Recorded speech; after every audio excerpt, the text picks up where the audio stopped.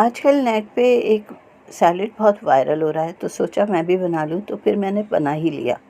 और उसके लिए फिर मैंने खिचड़ी भी बनाई ताकि मैं उसके साथ उसको खा सकूँ। साथ में हमने बनाया रायता और अचार, पहले से ही बना हुआ था। बहुत मज़े की ये रेसिपी लगी मुझे। अब मैं आपको बताती हूँ कि मैंने कैसे बनाई है। थोड़ा-सा मैंने उसमें तब्दीली ये की है कि मैंने मिर्चें कम डाली हैं, क्योंकि मेरे पास अचार भी था और जो रायता बना था उसमें भी मिर्चें थी। तो चलें रेसिपी की तरफ। यहाँ मैंने एक कैरी को अच्छे से कद्दूकस कर लिया था।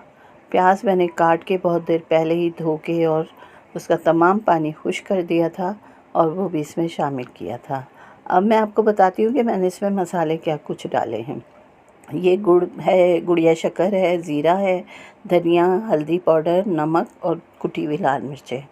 इससे ज़्यादा मैंने मिर्चें इसमें शामिल नहीं की और ना मैंने इसमें तड़का लगाया है, क्योंकि कुटी हुई मिर्चें ही काफ़ी तेज़ होती है। तो अच्छे से मिक्स किया, फिर इसको मैंने थोड़ा सा चखा तो बहुत मज़े का था, अच्छा लगा। मिर्चें कम रखी क्योंकि गर्मी शदीद है, इस वजह से ज़्यादा मिर्चों का खेल नहीं किया है। अगर आपको ज़्यादा मिर्चें खानी हैं तो आप इसमें हरी मिर्चें भी डाल सकते हैं मज़ीद, और लाल मिर्चें भी डाल सकते हैं।